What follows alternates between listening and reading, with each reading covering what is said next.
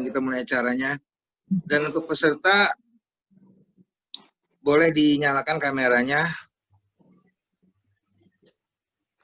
supaya kita bisa saling kenal dulu. Perkenalkan, nama saya Muhammad Faisal Lubis sebagai moderator di sini.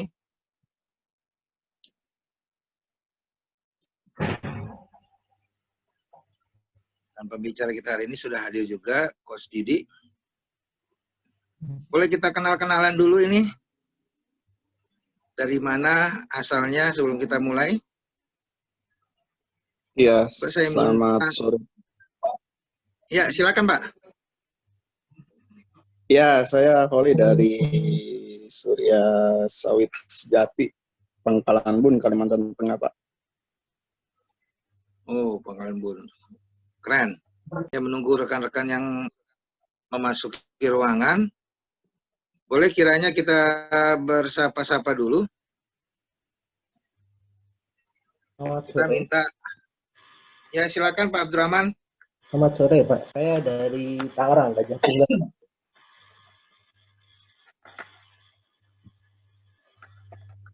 Bisa mohon diulang Pak, suaranya putus. Nama saya Abdurrahman atau biasa dipanggil Adin. Saya dari PT Gajah Tunggal Tangerang. Oh, Gajah Tunggal Tangerang ya. Ya. Oke, good. Terima kasih Pak Adi, selamat datang di acara kita. Ya. Ya, selamat sore rekan-rekan semuanya. Oke, selanjutnya saya Tato dari PT Rafa. Ya, silakan Pak Tato. Ya, selamat sore semuanya rekan-rekan. Salam belajar selalu. Saya Tato dari PT Rafa Ataya di Surabaya, Pak. Dari Surabaya. Keren Surabaya ya. Oke, terima kasih Pak Toto. Oke. Dari Surabaya. Terima kasih telah bergabung di acara kita. Oke, yang lainnya silakan. Nama saya Muhammad Faisal Lubis. Saya dari Jakarta juga. Yang Jakarta salam kenal. Dan bagi yang dari luar daerah salam kenal juga. Salam sukses semua ya. Sukses semua buat kita semua. Semoga dengan harapan kita mengikuti acara ini, kita bisa menambah wawasan kembali. Selamat sore, Pak. Iya, Bu. Ya. Perkenalkan, Pak, saya Erna. Saya dari Rumah Sakit Anissa. Saya jauh dari Jawa Timur, Pak, di salah satu kabupaten di Jawa Timur, di Blitar, tepatnya. Bu Erna dari Jawa Timur ya, Bu ya? Ya, dari rumah sakit, Pak. Oh, rumah sakit. Oh iya. Semoga sehat-sehat selalu kita semua ya, Bu ya. Amin, amin ya Pak. Iya. Oke, terima kasih Bu Erna. Salam kenal dari saya dan dari kita semua.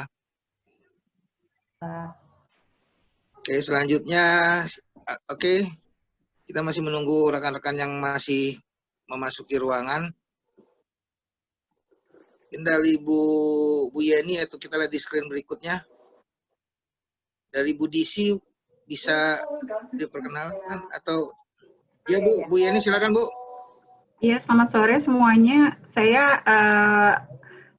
tinggalnya sih di Bogor, cuma untuk kerjanya di Jakarta dari PT Jaminan Infrastruktur Indonesia. Terima kasih Bu. Ya, sama-sama Pak. Kenal dari saya dan kita semua. Sukses selalu buat Ibu dan rekan-rekan. Oke, selamat sore, Assalamualaikum. Selamat sore rekan-rekan, salam sejahtera buat kita semua. Terima kasih telah bergabung di acara kita. Ya. Mohon maaf ya rekan-rekan, kita mute dulu sebentar. Oke, nanti untuk penanya via chat box. Udah, Pak Faisal, saya udah mute kan yang tadi, mungkin ada suara bocor. Silakan nanti. Iya. Oke. Ya, terima kasih rekan-rekan. Sekali lagi selamat datang di acara Manpower Planning Workload Analysis bersama Pak Setia Rahadi atau bisa kita panggil Coach Didi. Sebelum kita mulai, izinkan kita bacakan sedikit ketentuan. Ya, ketentuan untuk para peserta kita mohonkan menggunakan nama yang sudah tertera ya. Saya rasa sudah semua udah oke nih. Lalu nanti pemaparan materi akan berlangsung selama 60 menit ke depan dan sesi tanya jawab bisa dilakukan setelahnya bisa langsung. Coach Didi mempersilakan kita langsung menyalakan mikrofonnya atau di unmute. Atau bagi rekan-rekan yang ingin di sela-sela pemaparan materi bisa menanyakan melalui chat box dulu. Seperti itu kiranya saya sebagai moderator Muhammad Faisal Lubis, kita berikan waktu dan kesempatan kepada Bapak Setia Rahadi atau kita panggil Coach Didi. Silakan Pak Setia. Baik, selamat siang rekan-rekan. Jadi saya harap Sabtu ini tidak mengganggu waktu keluarga, tetapi penting sekali kita semua untuk invest waktu belajar ya. Jadi saya rasa forum yang kita miliki ini dengan begitu banyak anggota itu akan sangat baik untuk saling berbagi. Dan hari ini saya akan ada 2 topik sebenarnya yang akan saya sampaikan. Dan nanti itu tergantung waktu, tapi saya akan berusaha sebaik mungkin agar teman-teman setelah sesi ini bisa mendapatkan sesuatu. Karena saya tahu bahwa ada banyak hal yang teman-teman hadapi, ya. Saat ini menyangkut manpower planning, terutama COVID-19 ini, bagaimana kita harus merencanakan ya tenaga kerja kita untuk tahun 2021 ya. New normalnya belum dimulai, jadi nanti kita sekarang masih terus prihatin dengan kondisi sekarang, dan nanti ada beberapa tips juga yang mungkin kita bisa diskusikan mengenai bagaimana kita menghadapi situasi perusahaan yang sekarang gitu ya. Terutama aspek cost nanti yang saya akan betul-betul wanti-wanti kepada teman-teman untuk memperhatikan itu. Nah, sebelum dimulai saya kenalan terlebih dahulu, karena rupanya ini moderatornya ini, jadi sentimen sama saya. Saya nggak dikenalin dulu. Gitu ya, nggak apa, saya kenalin dulu. Saya kebetulan diberi kesempatan bekerja di bidang HRD sudah mungkin kalau saya mulai bekerja tahun 89, dan di HRD itu mulai tahun 92. Sebelumnya saya di finance dan sempat menjadi wartawan juga tahun 89. Nah, saya bekerja di HRD mungkin sudah lebih dari 25 tahun ya.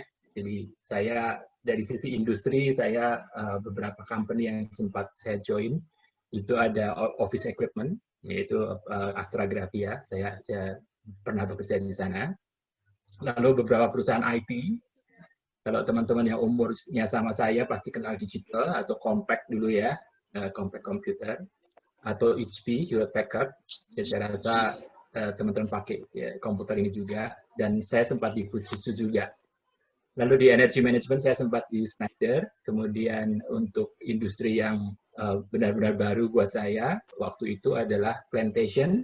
Tadi ada teman-teman yang di Plantation ya. Saya sering ke Tanah Grogot beberapa tahun yang lalu. Karena kita punya kebun di sana gitu ya. Lalu ada shipping, saya harap teman-teman juga ada yang di shipping di sini gitu ya. Dan itu perusahaan TBK. Saya sebagai generalis ya, saya tahu banyak hal dan saya sempat menjelang selesai saya waktu di HP saya menulis buku untuk teman-teman sebagai perpisahan. Judulnya seperti yang teman-teman lihat ini. Ini bukan perlawanan dari Andre Wongso ya. Andre Wongso kan bilang sukses is my right. Nah ini kalau saya menyarankan don't think success is your right gitu kan. Karena sukses itu adalah responsibility. Dan doakan juga saya buku yang ketiga nanti mengenai responsibility ini yang nanti sedang saya tulis nanti semoga segera bisa selesai begitu ya. Lalu yang terakhir, aktivitas saya sekarang adalah sebagai coach, dan saya juga konsultan di beberapa perusahaan, karena saya sebenarnya sudah dalam tanda petik pensiun, tapi saya tidak pensiun sebenarnya ya, karena harus termasuk saling berbagi begini, itu adalah salah satu passion saya. Nah nanti di dalam interaksi ini kalau teman-teman ada pertanyaan silahkan, karena selain topik ini mungkin ada teman-teman yang ingin mendapatkan sesuatu, saya juga terbuka untuk menjawab nanti ya. Jadi itu sesuatu yang nanti tidak usah khawatir. Moderator akan melihat di chat nanti ya pertanyaan-pertanyaan dan akan membantu saya untuk mungkin stop sebentar kalau ada sesuatu yang menarik yang mungkin pengen ditanyakan dan seterusnya begitu ya. Baik, saya akan mulai teman-teman. Ini ada pooling ya, ada kasus ya. Mungkin teman-teman bisa baca dengan jelas, tapi saya bacakan ya. Ini sesuatu yang untuk mengawali pemahaman kita mengenai manpower planning dan juga workload analysis sekarang ya. Jadi ada manajer bidang perencanaan sumber daya manusia, ya kita sebut BPSDM. Indonesia suka singkatan ya, jadi manajer BPSDM itu diminta menyiapkan dan melakukan presentasi mengenai manpower plan untuk tahun 2021. Ya, presentasi itu harus dilakukan di Board of Director meeting bulan depan. Kebayang dong kalau teman-teman sebagai manajer atau sebagai staff lalu diminta menyiapkan untuk presentasi di Board of Director mengenai manpower plan tahun 2021. Padahal sekarang bulan September ya. Dan itu sebenarnya saat yang tepat untuk melakukan planning. Nah, direktur Anda, direktur sumber daya manusia Anda, manajer, ini direkturnya, memberikan waktu Anda 2 minggu untuk menyiapkannya. Ya. Dan selama 2 minggu Anda kemudian secara aktif menghubungi semua departemen dan meminta angka tenaga kerja yang akan direkrut tahun depan. Dari departemen purchasing berapa, dari departemen keuangan berapa, dikumpulkan semuanya, lalu mereka tanya satu-satu. Jadi manajer itu sibuk sekali selama 2 minggu, karena perusahaannya cukup besar. Nah, semua departemen mengumpulkan data dan angka-angka itu, dan dikonsolidasikan oleh manajer BPSDM sesuai dengan dia unsurkan jabatannya apa, kemudian prioritasnya rekrutmen kapan, dan kemudian perkiraan tenaga kerja diperlukan sampai kapan, dan seterusnya gitu ya. Nah, 2 minggu kemudian, manajer BPSDM mempresentasikan tabel yang sangat komprehensif manajer bidang rekrutmen.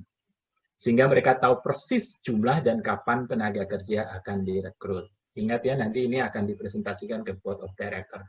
Dan ternyata si manajer ini sudah sedemikian canggih, dia mentabulasikan rencana rekrutmen tahun 2021 itu dengan baik, sampai kapan itu harus direkrut dan lain-lain, sehingga akan memudahkan si manajer bidang rekrutmen.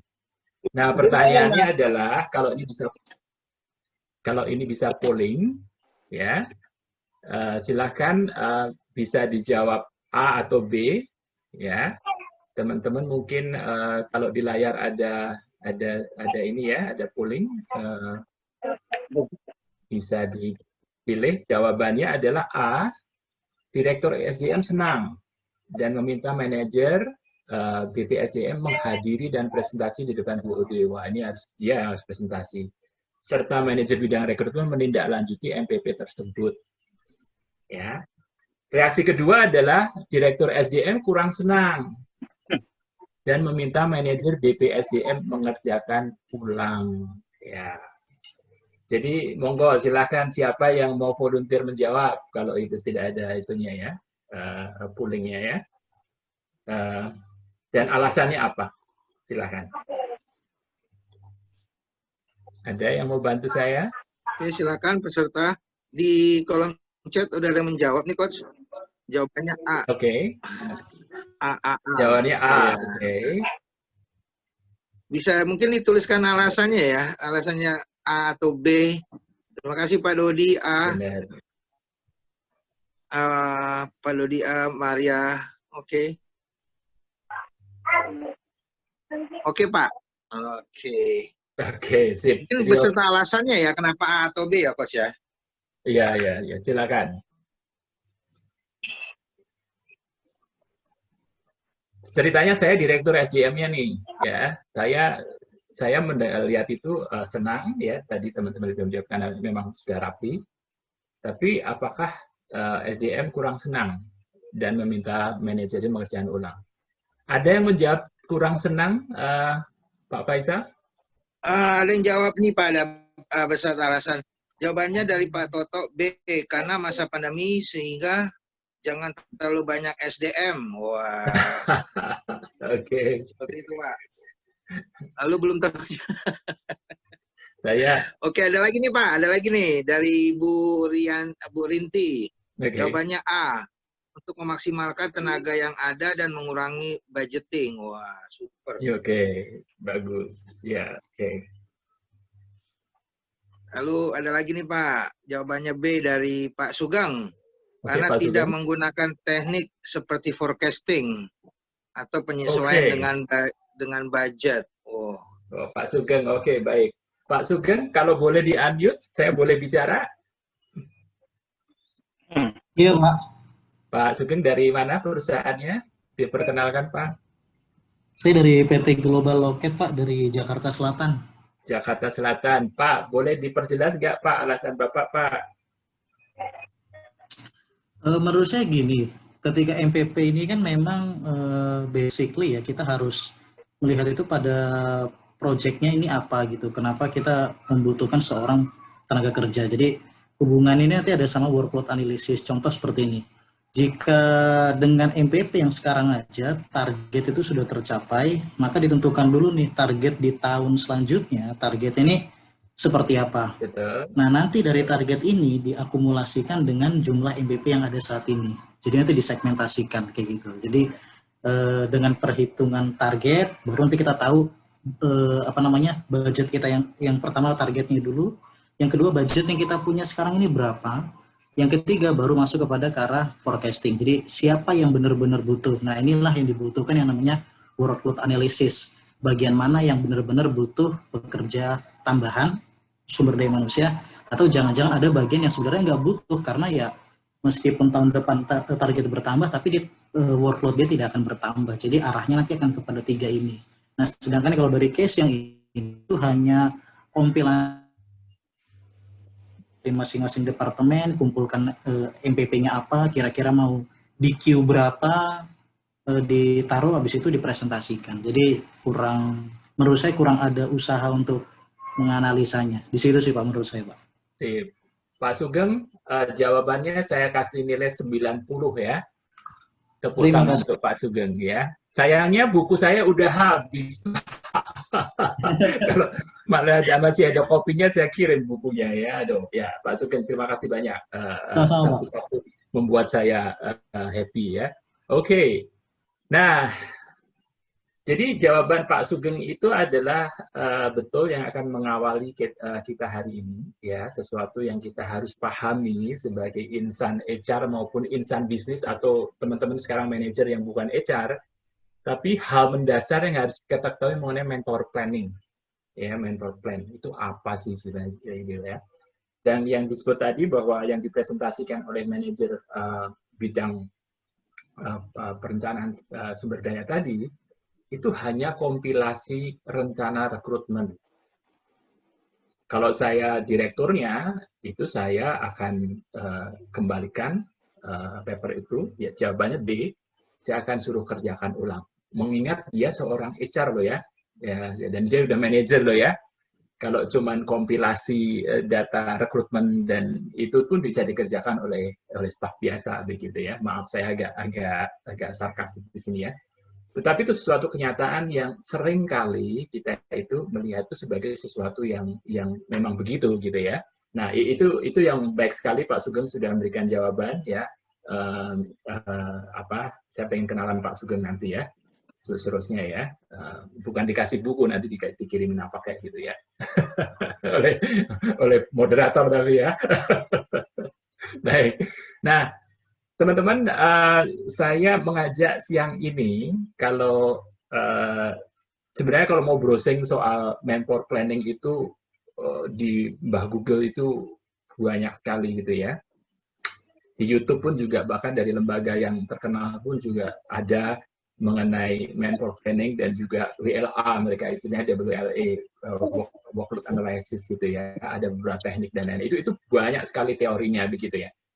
Nah, saya itu alirannya itu orang yang praktikal, jadi saya sharing ini bukan sharing mengenai buku, bukan mengenai teori gitu ya, tapi betul-betul apa yang saya sebagai direktur HR itu saya mau dari seluruh staff saya begitu ya, dari seluruh domain saya, apa yang harus mereka kerjakan sebagai orang HR, business partner lah, apa mereka sebagai manajer, apalah gitu ya.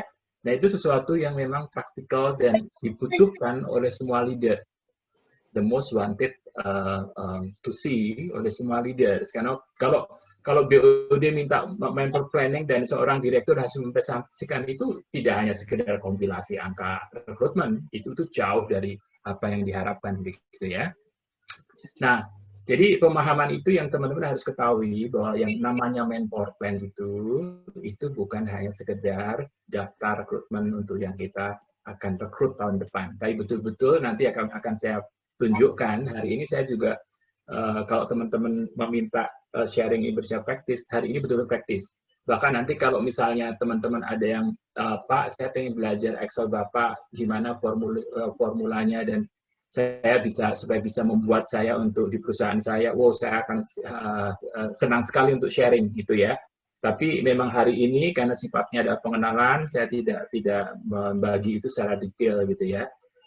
Karena itu Excel juga ada rumus-rumusnya dan bahkan nanti kuncinya sebenarnya adalah saya hanya minta teman-teman untuk menguasai data. Kalau data itu ada, itu mau dibikin apapun itu teman-teman akan sangat mudah gitu ya. Jadi kuncinya sebenarnya untuk planning, untuk apapun di HR, kalau Anda direkrut di HR, sebisa mungkin Anda dalam 1 bulan pertama itu kuasai semua data di HR. Data karyawan sampai sedetil-detilnya kalau Anda diizinkan untuk dapat akses ya. Pun kalau tidak dapat akses, Anda bisa dengan berbagai cara sebenarnya bisa melakukan konsolidasi data. Karena begitu Anda punya data, itu akan sangat powerful. Nanti akan saya tunjukkan ya. Nah, yang berikutnya adalah, sekarang yang lagi hangat itu ada KKMI ya. Jadi tadi pagi pun ada sesi sharing mengenai kompetensi yang sekarang pemerintah itu meminta insan HR, SDM itu untuk punya sertifikasi, meskipun itu juga pro kontra juga ya. Saya termasuk aliran yang tidak mewajibkan anak buah saya untuk memiliki kompetensi. Tapi saya belajar juga mengenai apa sih kompetensi, dan saya juga certified. Karena sebagai direktur HR, saya certified untuk kompetensi Nasdem saya sudah tahun lalu ya. Saya sudah certified sebagai direktur. Nah, itu sesuatu yang teman-teman jangan anggap ini sebagai training yang nanti akan dapat sertifikat, itu bukan. Tapi ini betul-betul sharing praktikal yang nanti apa sih sebenarnya yang dibutuhkan oleh board of director, oleh pemangku tanggung jawab perusahaan untuk sesuatu yang kita sebut sebagai manpower planning ini. Ya. Nah, itu. Nah, saya akan sharing apa yang sebenarnya selama ini menjadi observasi saya mengenai termasuk apa yang disampaikan Pak Sugeng tadi ya. Mengenai sebenarnya manpower plan ini selama ini miskonsepsinya itu apa sih sebenarnya gitu ya. Jadi kesalahan apa yang pemahaman yang kadang-kadang kita tidak karena kita sudah terjebur ke sana, jadi kayak kita masuk ke dalam kolam tanpa tahu kita melihat secara helikopter view bagaimana sebenarnya manpower planning itu harus dilakukan gitu ya. Pertama, manpower planning itu seolah-olah dianggap sebagai programnya HR saja dan bukan sebagai bisnis agenda secara menyeluruh gitu ya. Karena padahal yang namanya manpower plan itu betul-betul itu sebenarnya itu adalah ownernya itu adalah bisnis, karena bisnis akan menggunakan angka itu untuk menyusun nanti yang kita sebut, yang terakhir kita akan lihat nanti adalah P&L-nya.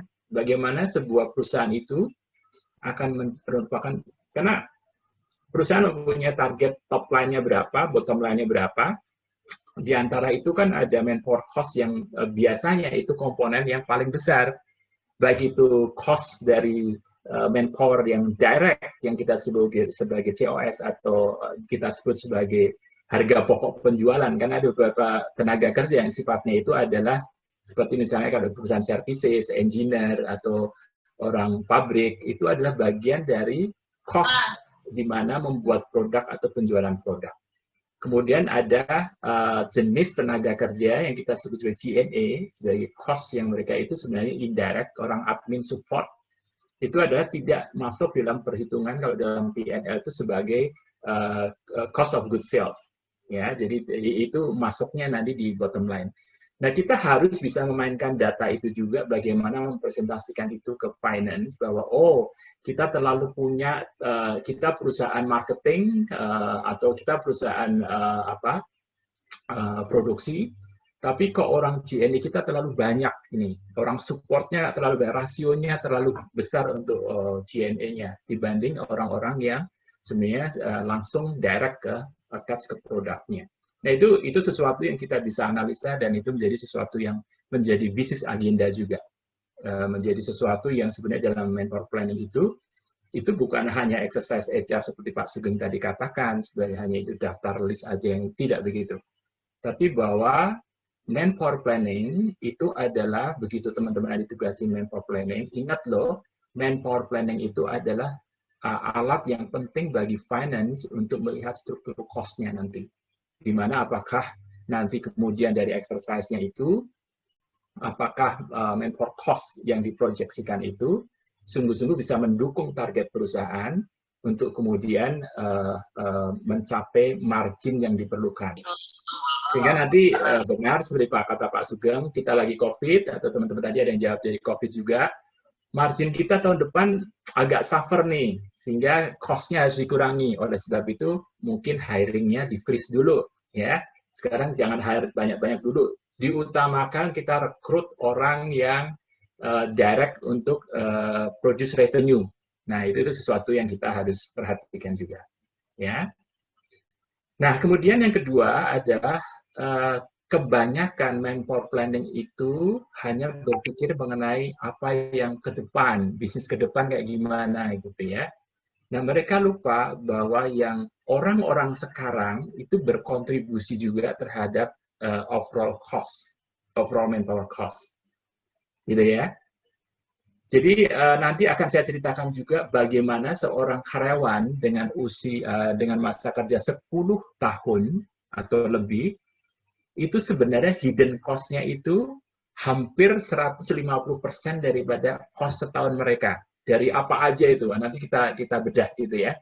Oh iya ya, kalau saya punya karyawan 10 tahun, ya saya sudah 10 tahun di perusahaan, ternyata selain gaji yang saya bayar dan tunjangan-tunjangan dan lembur apapun, itu ada potensi cost lain yang saya harus perhitungkan, ya, yang tidak kelihatan selama ini. Tapi kalau perusahaan ada apa-apa, itu akan menjadi, udah secara hukum itu akan menjadi cost, yaitu pesangon. Ya, nanti kita lihat, atau pensiun, ya, sehingga perusahaan banyak sekali melakukan accrue dan perhitungan aktuaria untuk memfaktorkan itu. Nah, itu juga harus masuk di dalam konsiderasi dari manpower planning kita. Tahun depan berapa orang yang akan pensiun, karena meskipun teman-teman nggak punya program pensiun, udah pasti nanti secara hukum, undang-undang mengatakan orang masuk pensiun itu harus dibayar 2 kali PMTK. Sehingga duitnya berapa harus keluar, itu harus dipraktekkan. Nah, itu yang harus dipahami juga terhadap bahwa dalam manpower planning, itu orang-orang yang sekarang dan juga nantinya itu harus kita konsiderasikan sebagai sesuatu yang harus kita perhitungkan. Ya, nah itu sampai sini. Nah, Pak Sugeng tadi mengatakan yang ketiga, itu adalah yang persis seperti yang disampaikan tadi, bahwa itu hanya tabel rekrutmen dan tidak menyangkut movement. Ingat loh, movement ya. Orang pindah cabang pun cost-nya akan berbeda. Orang dipromosikan pasti tunjangannya, kalau ada ya, itu akan berbeda. Itu akan mempengaruhi struktur cost. Jadi, yang namanya manpower planning itu bukan hanya kita merekrut berapa, tapi overall movement, demosi, promosi, bahkan juga retirement, ya, bahkan juga kalau ada rencana retrenchment, PHK, gitu ya, itu sesuatu yang harus kita masukkan dalam planning. Beberapa sesi yang lalu saya diminta juga untuk sharing mengenai pandemi ini apa yang harus kita siapkan sebagai orang HR gitu ya. Salah satunya adalah bahwa kita juga mau nggak mau harus mulai berpikir mengenai program pensiun dini dan apa yang harus dilakukan gitu kan. Dan saya sedang membantu 2 perusahaan sekarang yang mereka sangat kesulitan sekali, bahkan ada yang sudah dipotong gajinya dan 30%, dan mereka juga bingung karena untuk celakanya ini perusahaan tidak melakukan pencadangan dan tidak diperhitungkan dalam secara aktuaria, tidak masuk dalam keuangan CPA itu ya sesuai standar yang diizinkan. Nah, sehingga kesulitan buah si malakama, mereka kita keep, kita bayar terus, masa kerja terus jalan, mau kita putus nggak ada duit. Nah, itu sesuatu yang kita sebagai orang HR kita harus pemikiran seperti itu harus on top of mind. Jadi kita harus bisa memberikan advice kepada owner atau kepada manajemen bahwa kita punya problem atau bahkan kita punya potensi cost yang mungkin kita tidak lihat kalau kita hanya melihat manpower planning itu hanya sebagai rekrutmen. Ya, jadi movement pun kita harus juga pikirkan. Lalu juga yang keempat, saya sudah sampaikan, ini bukan sekedar headcount, bukan sekedar kita rekrut 3 orang, 4 orang, tapi ini adalah overall cost, manpower cost. Ya. Juga manpower planning kita anggap kadang-kadang kita perlakukan sebagai seolah-olah hanya list of job. Oh, saya perlu sales, oh saya perlu admin, oh saya perlu ini, gini. Enggak kan? Padahal manpower planning yang ideal, yang bahkan harus adalah kita harus melihat secara, nanti kalau kita bicara soal proses saya akan sampaikan juga bagaimana desain organisasi yang sebenarnya harus dilihat secara menyeluruh. Kalau kita ada dalam bisnis itu ada istilahnya ada organic growth atau non organic growth gitu ya. Kalau organic growth kita akan tumbuh dari sektor mana. Lalu kemudian kalau non-organik kita apakah akuisisi, ataukah kita melakukan partnership, atau joint venture, dan seterusnya begitu. Nah, secara desain organisasi itu kita harus perlu lihat juga, karena itu akan sangat mempengaruhi bagaimana kita planning mengenai resources kita ke depan, dan juga requirement-nya. Gitu ya. Nah, jadi kalau kita bicara planning itu bukan hal yang pekerjaan gampang. Dan di beberapa company berdasarkan pengalaman saya, bulan-bulan seperti ini, September, Agustus, itu sudah sesuatu persiapan yang oleh business leader itu dilakukan review, dan juga karena Q4 itu biasanya kan bulan-bulan ini akan ini ya, mereka ekspektasinya seperti apa, Q4 akan baik atau tidak baik, lalu best skenario-nya seperti apa, worst case skenario-nya seperti apa, itu akan dipertimbangkan, sehingga itu akan, sebagai HR saya dulu sering melakukan beberapa skenario begitu ya terhadap cost dari resources itu, karena ini ada dipakai keuangan juga. Bagaimana itu bisa mensupport best skenario-nya company atau worst skenario company, atau kalau business as usual gitu ya. Nah, itu harus dipertimbangkan berapa cost-nya dan sampai di mana margin-nya itu kita bisa capai kemungkinannya begitu ya. Yang ke 1, 2, 3, 7 itu kadang-kadang kita juga sentimen juga bahwa manpower planning itu adalah sekedar urusannya departemen. Wah, aku pengen nambah orang deh besok karena itu kayaknya perlu sekali aku ini ya. Instead of business need gitu ya. Jadi bukan kepentingan bisnis tapi kadang-kadang sentimen departemen. Oh, mereka nambah, aku juga nambah. Bukan begitu. Nah, kemudian yang terakhir adalah kadang-kadang juga, wah, aku udah kekurangan orang nih tahun lalu nggak ini ada fokusnya di resource gap. Aku kekurangan orang nih, karena dulu aku punya 10 orang untuk begini, sekarang punya 5 orang. Jadi aku tambah 5 dong sekarang. Nah, itu bukan sesuatu yang kemudian sesuai dengan organisasi objektif yang dimiliki oleh bisnis. Nah, ini adalah 7 dari observasi yang saya lihat gitu ya. Dan saya selalu mengajarkan bahwa teman-teman untuk bekerja di HR itu selalu harus melihat perspektif ini secara luas ya, secara baik untuk kemudian kita membuat planning yang baik gitu ya, manpower planning yang baik. Jadi ingat bahwa ini bukan sekedar yang tadi kita bicarakan, ini adalah manpower planning, ini adalah business agenda yang teman-teman harus aware betul muaranya kemana. Yaitu muaranya adalah bisnis objektif, yaitu profit.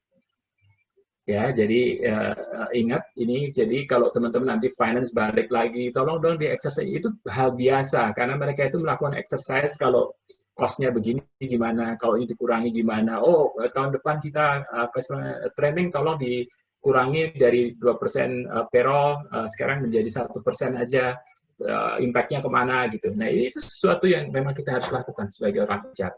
Nah, sehingga kembali kalau saya tadi bicara soal ini kepentingan tadi, data itu adalah sesuatu yang orang HR harus punya. Ya, Anda sebagai orang HR tidak punya data employee, tidak punya data bisnis, gitu ya. Anda harus curi-curi juga atau harus mengerti juga berapa sih company sekarang itu perkembangannya sampai berapa. Karena itu membuat kita masuk dalam konteks yang sungguh-sungguh bagaimana kita sebagai HR untuk mengerti bisnis dengan baik. Karena pada akhirnya ya terlepas dari diskusi tujuan perusahaan adalah gini-gini, tapi kenyataannya adalah bisnis manapun itu satu hal utama, tujuan utamanya itu adalah yang memang mereka harus profit. Kalau tidak profit ya mereka tidak bisa ngapa-ngapain. Tujuan didirikannya perusahaan kan memang membuat profit, gitu ya. Baik, Pak Faisal, apakah ada pertanyaan? Ini belum kali, Pak. Belum ya, jadi teman-teman pahami ini semua ya. Baik, nah kalau sekarang saya akan membuktikan nih bagaimana sebenarnya peran kita sebagai orang HR itu dan proses yang harus kita kawal itu benar-benar penting. Nah, ini ada exercise supaya kita nggak ngantuk juga ya. Bayangkan Anda seorang manajer departemen. Ya, tadi kita ngomongin manajer SDM, sekarang kita ngomongin manajer departemen. Nah, Anda diminta manajer tadi, yang tadi itu datang ke Anda gitu ya, manajer bidang PSDM tadi, untuk mengirimkan jumlah tenaga kerja yang Anda rekrut tahun 21. Ya, ini masih melanjutkan cerita yang tadi ya.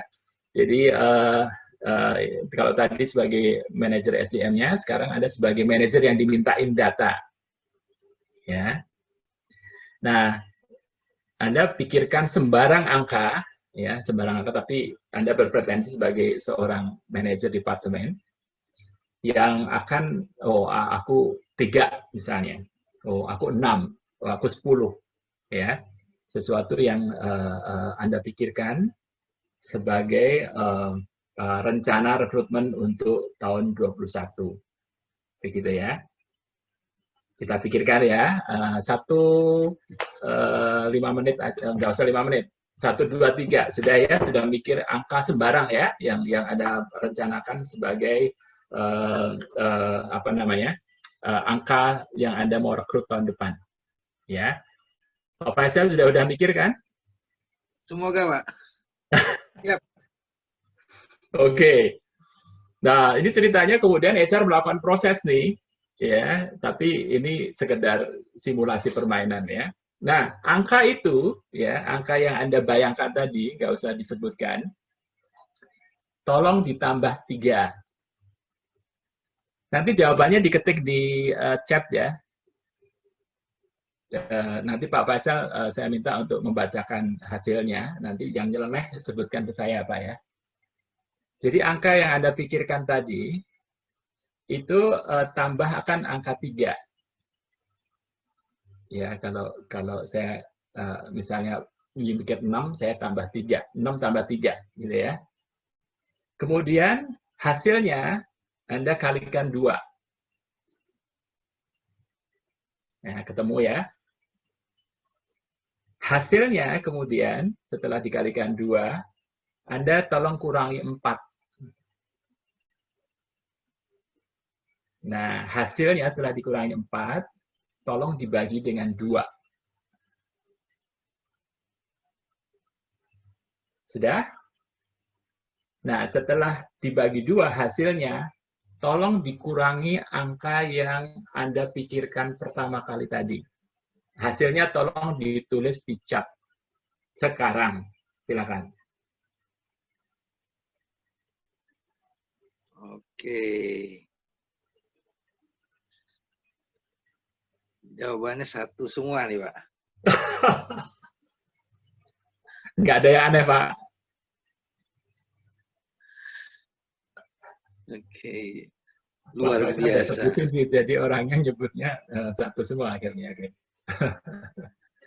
Majority satu semua jawabannya nih. Satu, ya, tepat. Ya, jadi itu satu. Jadi, apa yang kita alami tadi adalah rencana rekrutmen itu harus sesuai. Makanya tadi kita pakai angka lagi ya, kalau kita lihat ya, di sini ya, di chat ini ya. Tadi kita bicara manpower plan. Kita rencanakan 3, kita rencanakan 5, kita rencanakan 6, kita rencanakan 10, kita rencanakan 25, gitu ya. Lalu melalui proses, sistem, dan juga kita bahwa direction-nya itu adalah satu ya, bisnis objektifnya tadi satu ya, jadi itu kita hasilnya kalau teman-teman konsisten nanti setelah dieksekusi manpower actual-nya itu sama dengan apa yang kita rencanakan, itu akan save. Tapi coba bayangkan yang kalau Anda rencanakan 3, lalu kemudian actual-nya itu 25, wah itu objektif company tidak akan tercapai. Apa arahan yang tadi disebutkan itu tidak akan tercapai. Jadi sesuatu yang pentingnya bahwa ternyata apa yang kita plan dan melalui proses yang kita fasilitasi oleh HRD dan juga karena HRD juga harus jaga ini kalau udah nanti plannya udah terbentuk begitu ya. Tidak boleh sembarangan juga untuk kalau ada departemen yang ingin menambah headcount juga gitu, lalu oke-oke aja. Makanya nanti ada dokumen yang teman-teman harus mulai siap juga ketika kita sudah merencanakan manpower ini, gitu ya. Karena itu harus antara apa yang kita plan dengan yang actual itu harus klop supaya tujuan perusahaan ya tujuan bisnis itu tercapai. Ya, apa yang kita sudah planning direction-nya itu kita tercapai semuanya, gitu ya. Nah, dalam hal ini divisi sumber daya manusia harus mampu sedemikian rupa mengawal proses manpower planning ini agar tidak hanya menjadi academic exercise. Academic exercise itu gini loh, kita kerjakan bagus-bagus, setelah itu ya udah ditumpuk aja. Tidak, karena teman-teman harus memonitor itu dan juga harus melihat itu sebagai sesuatu kitab sucinya yang harus kita lihat.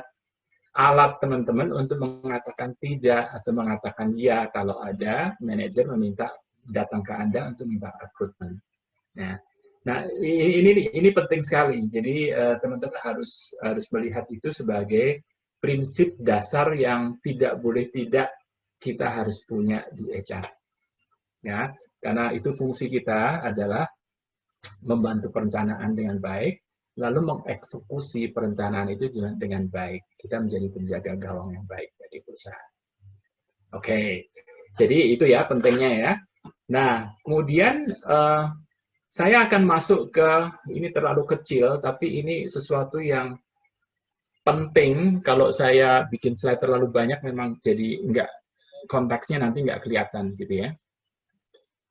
Kenapa saya sebut bahwa manpower cost, terutama di Indonesia, saya pengalaman menjadi direktur HR di Singapura, di Malaysia, begitu ya, dan di Indonesia, di sini ini sudah kita rahasia umum bahwa bahkan teman-teman di Singapura saling bertanya-tanya ketika dulu zaman Undang-Undang 13 diluncurkan, kemudian orang yang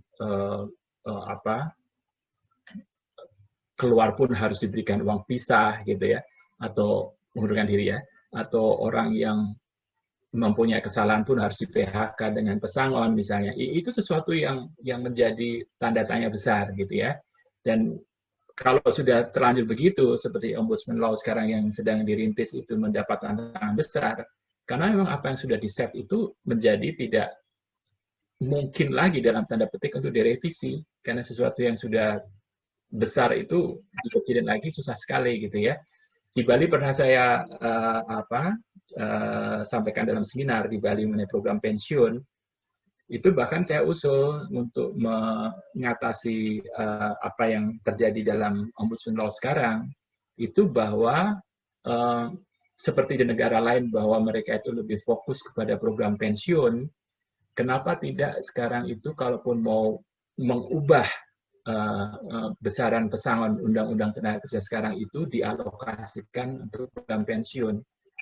Jadi katakanlah kalau kita sekarang pesangon itu 2 kali PMTK, ya udah yang 1 kali PMTK sekarang ini tidak dikurangin secara jumlah itu, tapi itu dialokasikan saja dalam bentuk program pensiun sehingga itu akan diterimakan karyawan ketika mereka sudah pensiun, itu akan sangat baik sekali.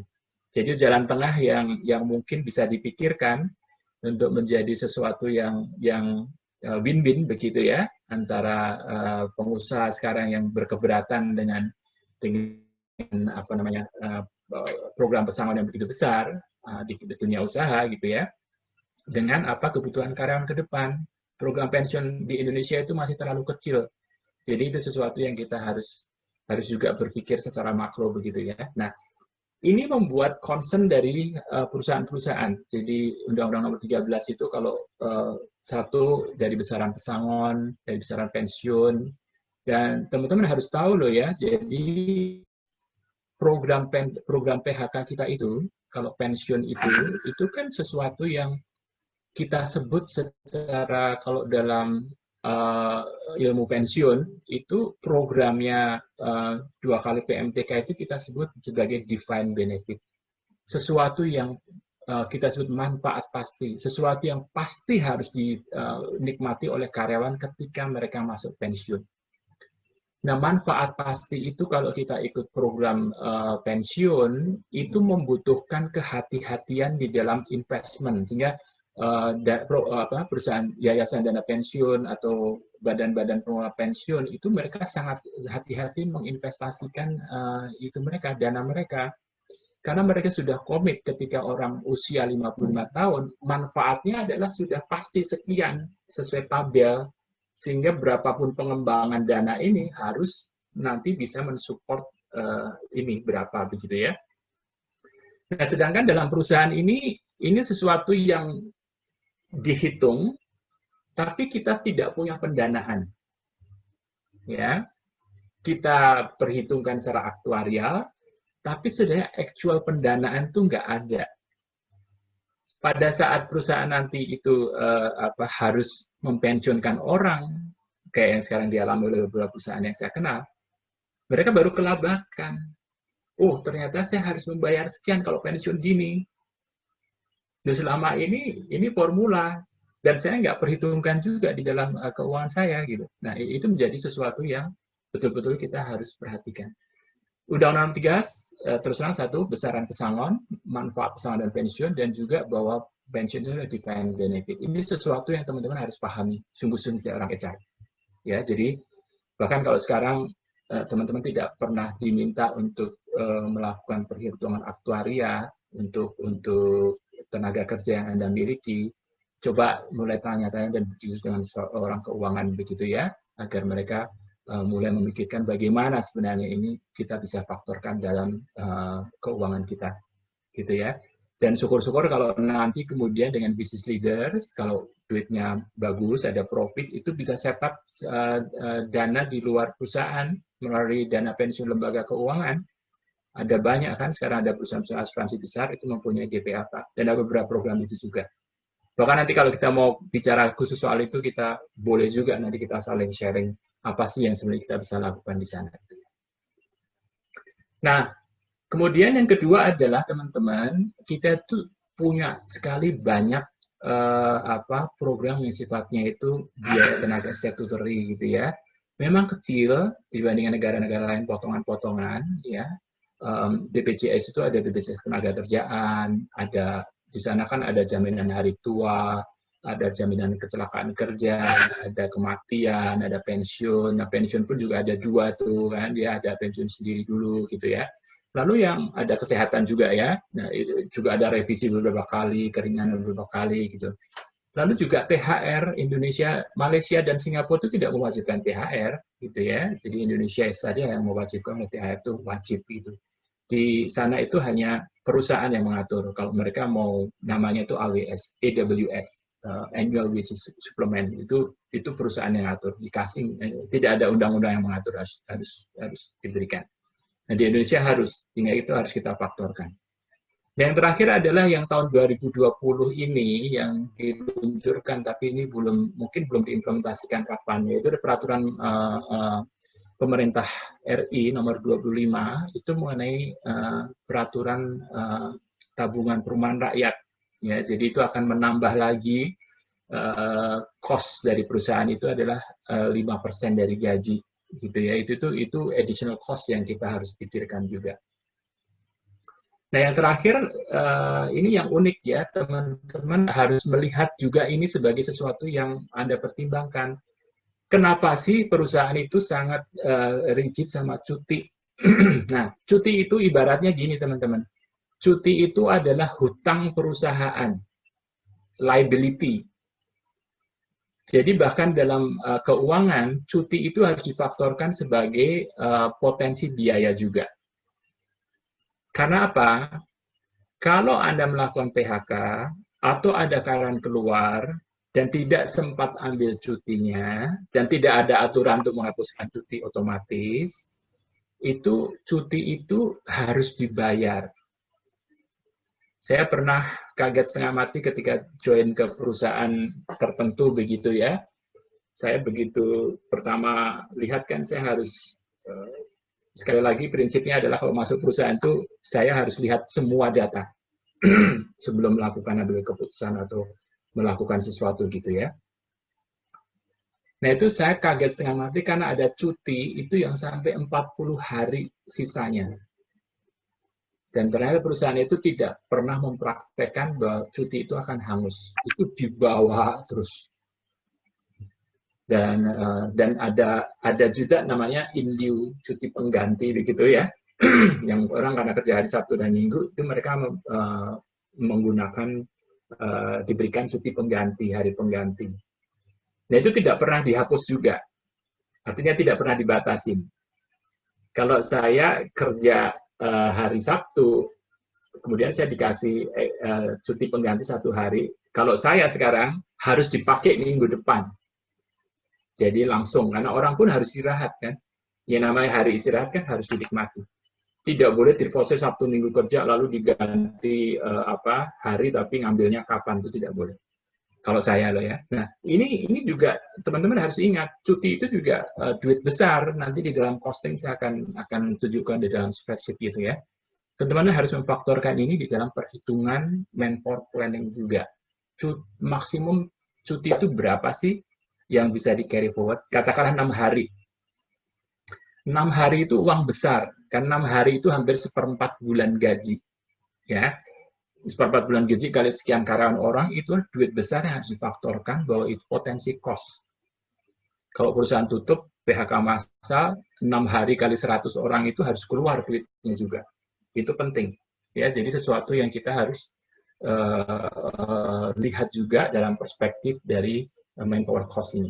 Nanti makanya di dalam komponen cost itu saya akan tunjukkan apa aja sih yang kita harus masukkan di dalam manpower planning dan manpower cost. Oke, sampai saat ini ada pertanyaan?